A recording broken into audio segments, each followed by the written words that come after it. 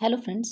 तो आज इस वीडियो में हम जॉन कीट्स की फेमस पोएम ला बेले डेम सेंस मर्सी का ट्रांसलेशन हिंदी में देखेंगे और इसको अच्छे से समझेंगे।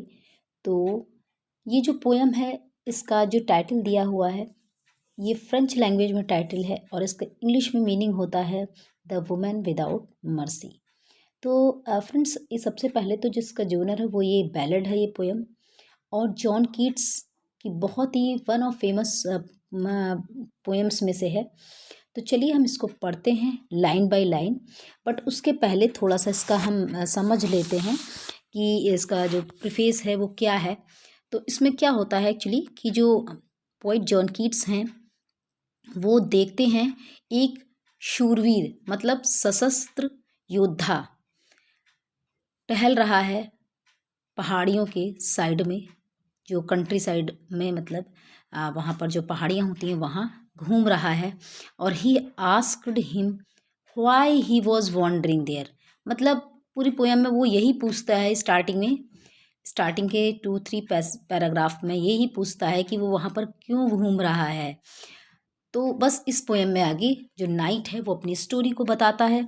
तो चलो अब हम देख लेते हैं कि क्या स्टोरी है, क्या रीज़न है, क्यों नाइट घूम रहा था। वो शूरवीर जो योद्धा है, वो आखिर इतना बड़ा योद्धा है और वो क्यों वहाँ पर भटक रहा है। वॉन्डरिंग का मीनिंग होता है भटकना, निरुद्देश्य से घूमना। तो वो निरुद्देश्य से वहाँ पर क्यों घूम रहा है, कंट्री साइड में, पहाड़ियों के साइड में क्यों घूम रहा है। पॉइंट उससे यही क्वेश्चन कर रहा है। तो चलो स्टार्ट कर लेते हैं line by line. So what can ail the knight at arms? Alone and palely loitering, the sedge was withered from the lake and no birds sing. Poet पूछते हैं कि एल मीन्स ट्रबल, क्या परेशानी है, तुम्हें क्या परेशानी है या क्या परेशानी तुम्हें हो सकती है। हे शूरवीर, तुम्हें क्या हो गया है कि तुम, एलोन मीन्स अकेले, पेली इट मीन्स बहुत मुरझाए हुए, पीली इट मीन्स इसका जो मीनिंग होता है पीले पड़ जाना। मतलब इतनी टेंशन हो गई, किस टेंशन के कारण तुम पीले पड़ गए हो, तुम्हारा चेहरा मुरझा गया है। लॉटरिंग मीन्स वॉन्डरिंग, कि तुम भटक रहे हो, घूम रहे हो, तुम यहाँ पर अकेले क्यों घूम रहे हो, क्यों भटक रहे हो। हे शूरवीर, तुमको क्या परेशानी हो गई है कि तुम अकेले यहाँ पर घूम रहे हो इन पहाड़ियों के किनारे, और क्या कारण है, क्या परेशानी है। जबकि द सेज वॉज विदर्ड, जबकि ठंड के कारण झील की घास भी मुरझा गई है। विदर्ड फ्रॉम दी लेक, जो लेक इट मीन्स झील, विदर्ड मीन्स मुरझा जाना, सेज इट मीन्स ग्रास। तो जो झील के साइड की घास है वो भी मुरझा गई। एंड नो बर्ड्स सिंग, और कोई भी चिड़िया गीत नहीं गा रही है। Next paragraph, what can ail thee knight at arms so haggard and so woebegone the squirrel's granary is full and the harvest done. हे शूरवीर, तुम्हें क्या परेशानी है। अगेन फिर से वही क्वेश्चन आता है। देखिए फर्स्ट पैराग्राफ की भी लाइन और सेकंड पैराग्राफ की लाइन सेम है। दोनों में अभी पॉइंट सिर्फ क्वेश्चन पूछ रहे हैं दो पैराग्राफ में कि आखिर तुमको क्या परेशानी है, क्यों घूम रहे हो, या तुम्हें क्या परेशानी हो सकती है। सो हैगर्ड, तुम इतने वीक, हैगर्ड इट मीन्स इतने घबराए हुए, इतने वीक की घबराहट के कारण इतने कमज़ोर दिख रहे हो। और इतने सो वो बिगॉन इट मीन्स सैड, तुम इतने दुखी दिख रहे हो। The squirrel's granary is full, जबकि गिलहरी ने सर्दी के लिए काफ़ी खाना इकट्ठा कर लिया है। ग्रैनरी इट मीन्स अनाज, जो उसका अनाज भंडार होता है। तो गिलहरी ने अपना अनाज का भंडार भी भर लिया है, सारी फसल भी कट चुकी है, पर फिर भी तुम इतने सैड क्यों दिख रहे हो, इतने दुखी क्यों दिख रहे हो। Next paragraph, I see a lily on thy brow, with anguish moist and fever dew, and on thy cheek a fading rose fast withered too. Poet कहते हैं I see a lily on thy brow, brow here it means मत्था यहाँ पर। तो जो तुम्हारा मत्था है, माथा है, हम कह सकते फोरहेड है, जो फोरहेड है वो कैसा हो गया है, लिली के फूल के समान सफ़ेद दिख रहा है।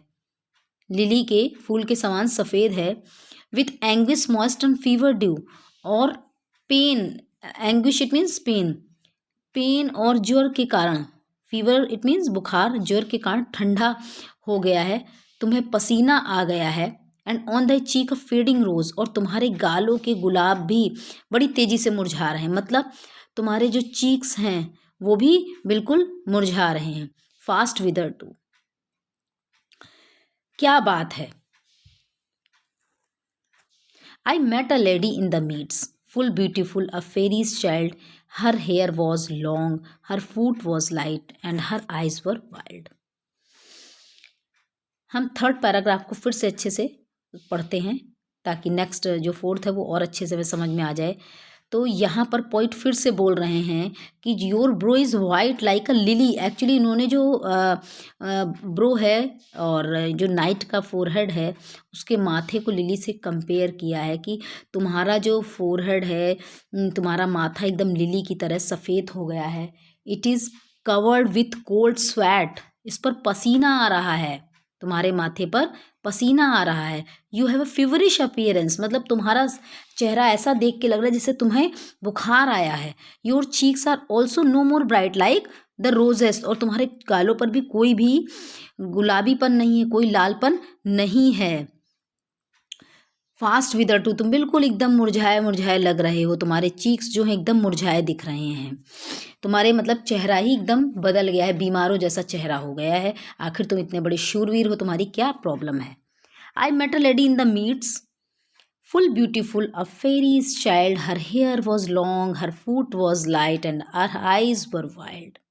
अब फोर्थ लाइन से नाइट की स्टेटमेंट शुरू हो गई। अब नाइट स्टोरी अपनी बता रहा है आखिर क्या, after all what's the reason, क्या कारण है कि वो इतना मुरझाया, इतना थका रहा दिख रहा है, इसकी क्या समस्या है। तो नाइट कहता है कि I met a lady in the meads, meads it means meadows, मैं घास के मैदान में, मिडोज इट मीन्स घास के मैदान में मैं एक लेडी से मिला। लेडी कैसी थी, फुल ब्यूटीफुल अ फेरीज चाइल्ड, इतनी सुंदर थी जैसे लगता था परियों का बच्चा हो। हर हेयर वॉज लॉन्ग, उसके जो बाल थे बहुत लंबे थे, और उसकी जो चाल थी बढ़िया हल्की सी चाल थी, हिरनी जैसी चाल थी। फुट वॉज लाइट, यहाँ से मतलब है हिरनी जैसी चाल थी। And her eyes were wild, और उसकी आँखें सी बड़ी बड़ी सी थी। वाइल्ड से यहाँ पर मतलब है कि बड़ी बड़ी थी, सुंदर सी आँखें थी। I made a garland for her head and bracelets too and fragrant June. June here it means belt. मैंने उसके लिए गजरा बनाया उसके बालों में लगाने के लिए। I made a garland for her head.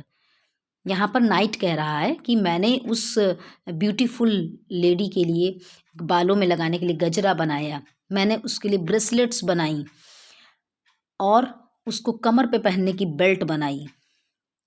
C looked at me as she did love, वो मेरी तरफ ऐसे देखी जैसे कि वो मुझे प्रेम करती थी। एंड मेड स्वीट मोन, और मेड स्वीट मोन इट मीन्स कुछ रुआसी सी हो गई थी। सॉफ्ट क्राई मतलब soft sorry sweet moon it means एक सॉफ्ट क्राई थी, उसकी आवाज़ में दर्द जैसा था, वो इतनी रुआसी थी, उसकी आंखों में आंसू से दिखते थे, और वो उसको देखकर ऐसा लगता था जैसे कि मुझे चाहती हो, मुझे प्रेम करती हो। Next paragraph, I set her on my pacing stead, stead it means horse, मैंने उसको अपने तेज़ दौड़ने वाले घोड़े पर बिठा लिया। यहाँ पर नाइट कह रहा है मैंने उसको अपने तेज़ दौड़ने वाले पेसिंग स्टीड तेज़ दौड़ने वाले घोड़े पर बिठा लिया। And nothing else saw all day long, कुछ भी नहीं देखा पूरा दिन, सिर्फ उसको अपने साथ लेके रहा। For sidelong would she bend and sing a fairy song, वह दाएं बाएं झुककर मुझे, for sidelong would she bend, bend it means झुकना, वो घोड़े पर साथ में मेरे बैठे हुए दाएं और बाएं झुककर सिर्फ मुझे ही देखती रही, मुझे ही निहारती। And sing a fairy song, और परियों का गीत गाती। She found me root of relish sweet and honeyed wild and manna dew and sure in language strange she said I love thee true. She found me roots of relish sweet, relish sweet means जो tasty स्वादिष्ट मीठे से, उसने मेरे लिए पौधों की मीठी जड़ें लाई। रूट्स इट मीन्स जड़ें, टेस्टी जड़ें लाई। एंड हनी वाइल्ड, और जंगली फूलों का शहद लाई। एंड मना ड्यू, एंड और जो एक डिवाइन फूड होता है, मना इट मीन्स एक डिवाइन फूड जो अद्भुत फल होता है, वो भी लेकर के आई। And sure in language strange she said, और निश्चित रूप से वो अपनी लैंग्वेज में एक विचित्र भाषा में मुझसे उसने कहा, आई लव दी ट्रू, कि मैं तुमसे प्रेम करती हूँ, मैं तुमसे सच्चा प्यार करती हूँ। नेक्स्ट,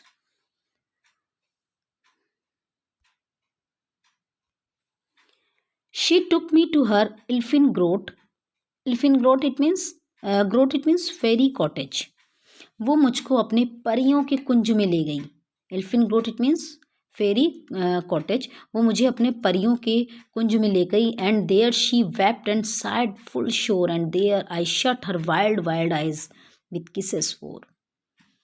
वहाँ जाकर वो रोने लगी और खूब लंबी लंबी सांसें लेने लगी। उसे डर था कि मैं उसे छोड़कर चला जाऊंगा। उसके रोने का क्या कारण था कि वो जो ब्यूटीफुल लेडी थी क्यों रोने लगी, कि उसे लगा नाइट उसे छोड़कर चला जाएगा।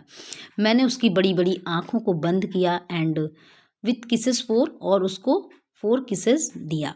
And there she lulled me asleep and there I dreamed, woe betide, the latest dream I ever dreamed on the cold hill side. Lullaby, lulled means होता है लुलेबी।